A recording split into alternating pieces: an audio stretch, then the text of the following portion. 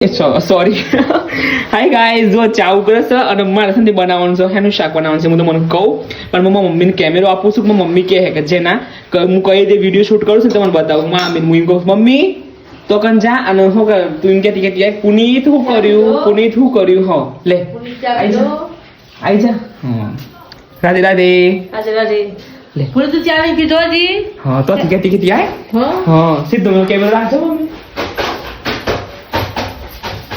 પૂરી ચા પીધો તું એ આ પીવું છું ચાલુ બનાવી સવારનું હું કરું છું ના એવું આ શાક સમાર્યું ડુંગળી સમારી પછી ચા મને મજા આવી ઘર જાય આખો દિવસ કાલે ચડી ગયું તું મને મારતું બરોબર પણ હું કીધું શાક એવો કાઢો ચા પી લઉં છું શાક એવો કાઢો ફટાફટ આટલો બી રમી કમ્પ્લીટ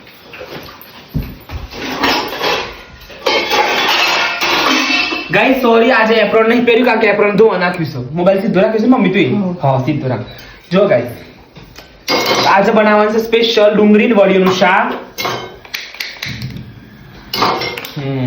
અને આજે અમે ઉતાવળે છે જવાન છે ફટાફટ હું પેલા એક ચાની ચૂસકી લઈ લઉં તેલ ગરમ થઈ ગયું છે આ વડિયું જે છે ને જો આ વડિયું તેલમાં નાખી દે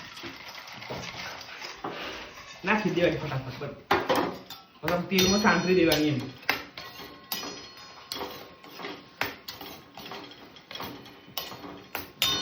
બહુ ડાર્ક બ્રાઉન નહીં થવા દેવાની નોર્મલ જ રાખવાનું બતાય મમ્મી નજીક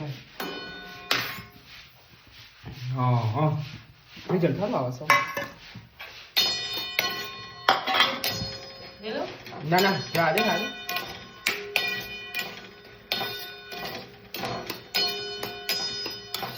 મામી પેલા આવી બનાવતી હતી ને વડિયું મને બહુ ભાવે છે રમતો મોજ બનાવ બસ આમ થોડું દૂર કરી દે અતિ મસ્ત કમ્પ્લીટ મને અમારા હાથથી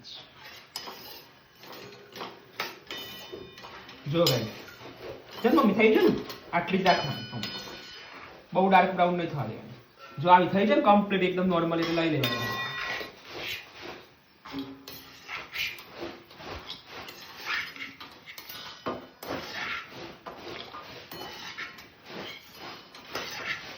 ગેસ ની ફ્લેમ દેમ કરી દો ભાઈ બળી જાય ગાઈસ આમ સાઈડમાં મૂકી દે જો બતાય મમ્મી આ પાટકામાં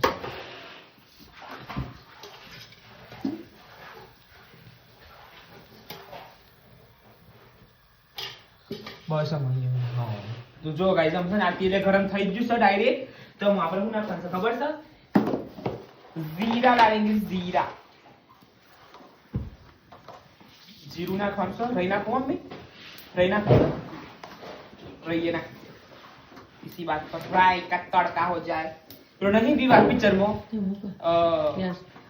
पेलो नहीं क्या तो मामी जी के हाथों का जवाब ही नहीं यू जीरा डाला यू छौका लगाया और नपा तुला हाथ ये डायलॉग वन बहुत गवा से कण डायलॉग गवा से क्या जो गए दीवानो डायलॉग डूबी ना कीजिए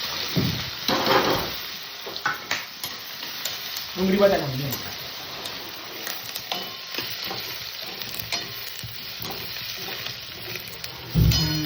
લે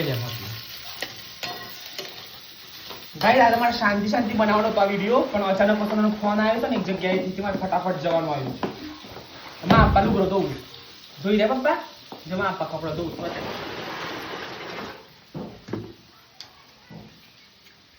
અઠવાડિયે પપ્પા લુગડો ધોવો છો ને અઠવાડિયે પપ્પા લુગડો ધોવું આમ કરજો મોઢું બતાવો થાવા છે લુગડો ધોવાનું તો બધું કરવું પડે હા બાહુ કરે બાપા હમ જઈએ બોલ આમ ડુંગળી પેલી કરું ને સાંજરું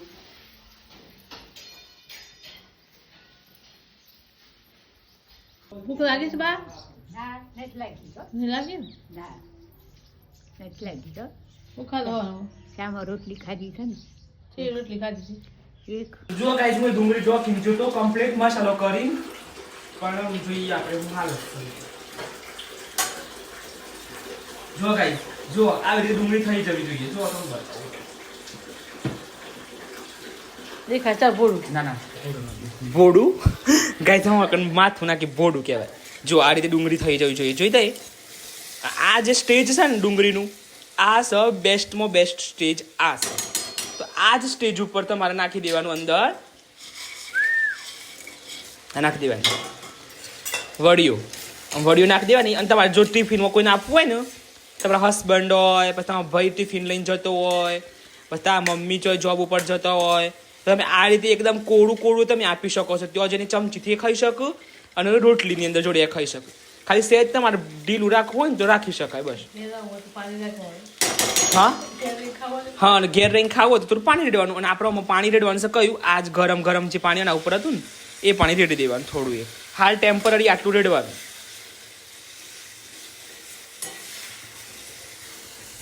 જો ગાઈસ કલર જુઓ તમે, જિંદગીનો રંગ આવો જોઈએ.